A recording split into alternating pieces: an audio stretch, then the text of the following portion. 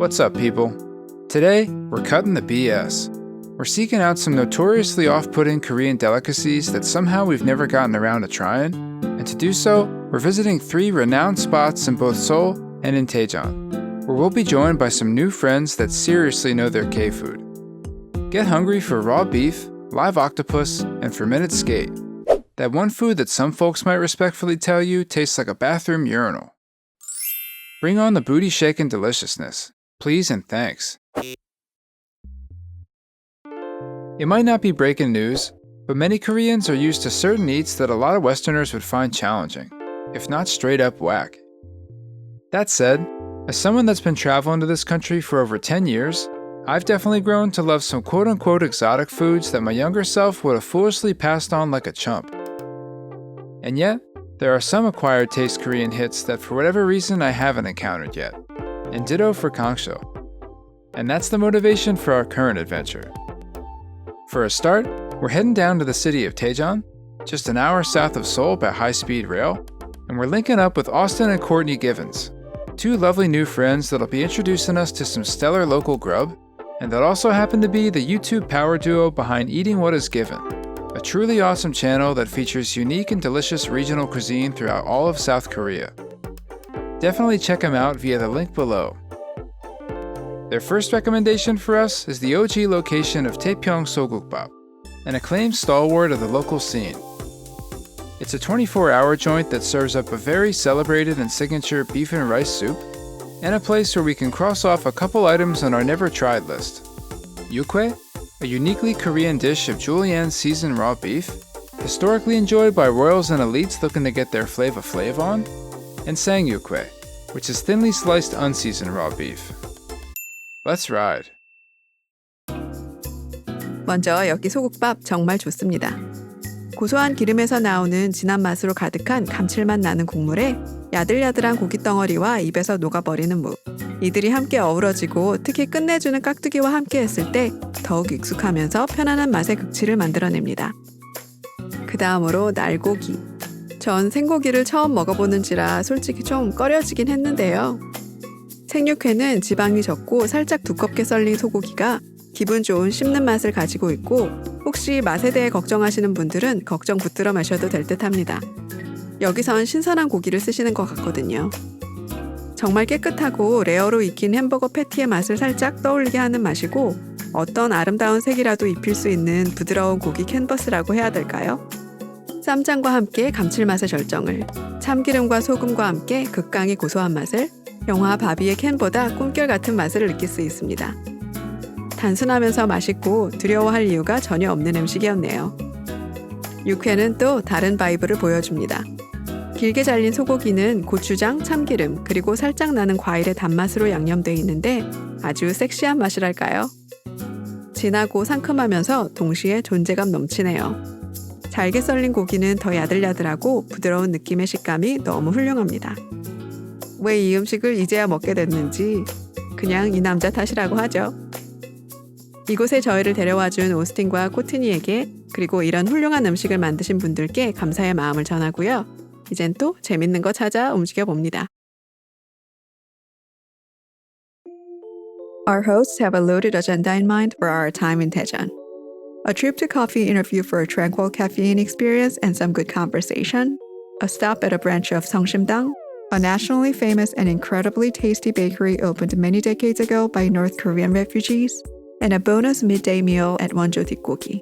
A big favorite of Austin's and a perfect destination for assorted backdoor cuts of pork meat grilled over charcoal.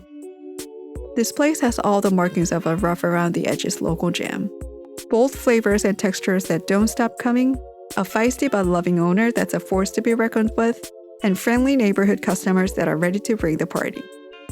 But the real festivities are just about to heat up and get much more extreme.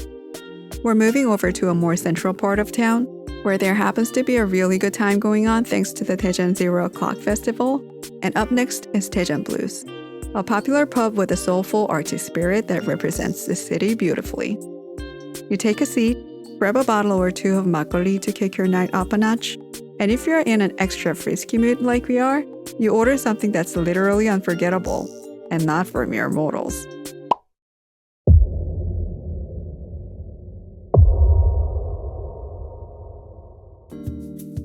For those that aren't hip to it, hongo is a type of skate, and hongohue is a dish of sliced fermented skate, originally from Jeolla province.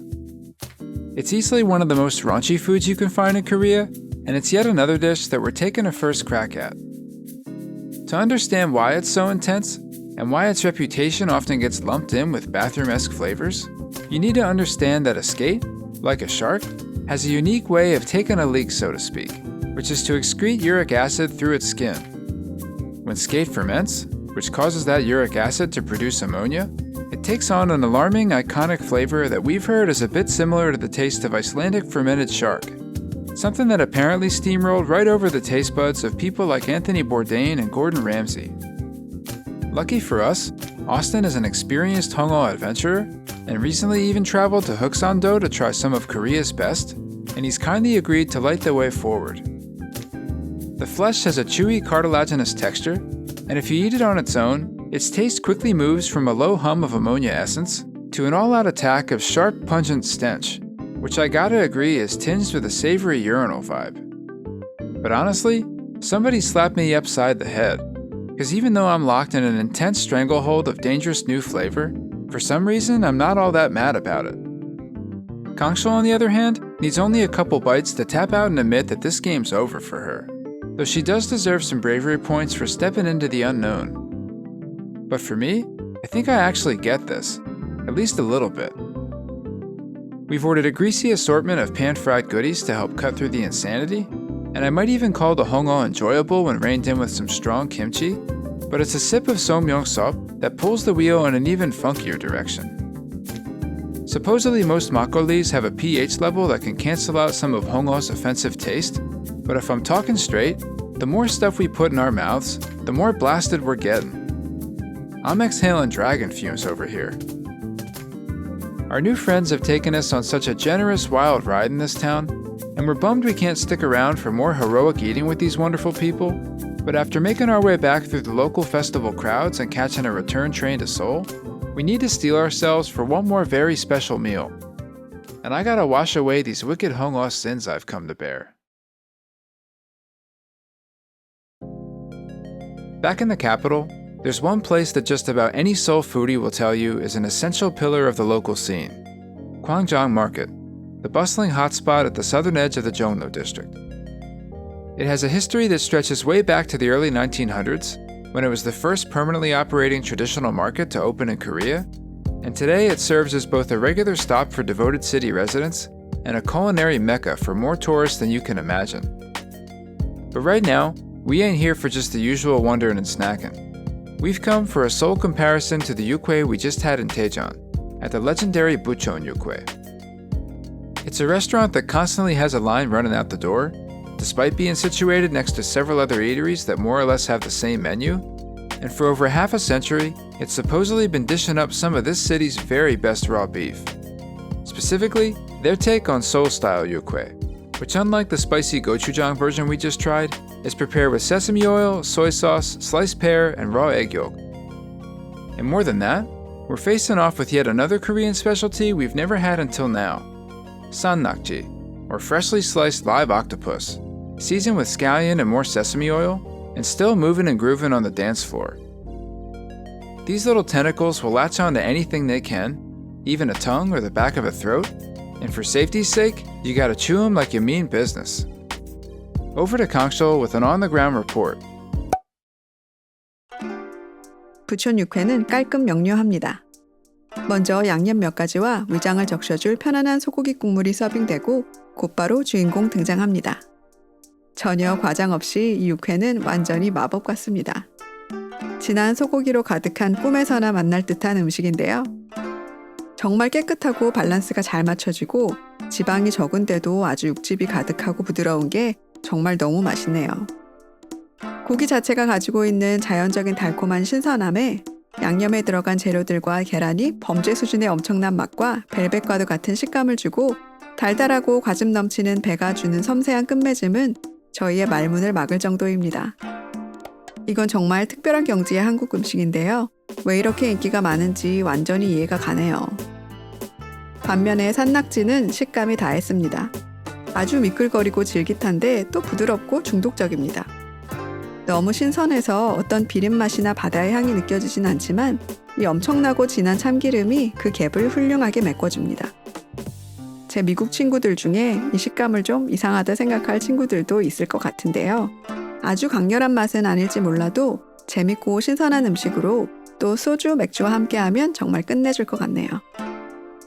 기억해야 할 건 여기 콤콤한 쌈장이 훌륭한 한입 한입을 만들어내고 매운 고추가 아름다운 폭발력을 더해주지만 역시 이 식사에서 가장 인상적인 점은 이 육회가 얼마나 훌륭했는지입니다. 이 음식 하나만으로도 여기 2번, 3번 오시는 걸 추천합니다. 이 특별한 경험에 지금 아주 업되어 있는데 이 기분 계속 끌고 가야죠. 그러기에 광장시장만한 곳이 또 있을까 싶네요. 아주 뜨끈뜨끈하게 지져지고 생양파와 같이 어우러진 바삭한 빈대떡 먹어야죠. 단팥이 들어가고 시나몬 가루가 입혀진 찹쌀 도너츠는 제 안의 어린이를 너무나 행복하게 만들고요. 아주 북적거리는 과일 주스집에서 바로 짠 오렌지와 자몽 주스까지. 저의 영혼까지 신나게 만들고 계속 배가 고프게 만드는 뭔가 특별한 것이 있는 곳입니다. 하지만 이곳이 오늘 저희 만여행의 종착지라고 생각하셨다면 설마요. 저희와 함께 돌아다녀 주신 여러분 감사하고요. 다음에 또 만나요.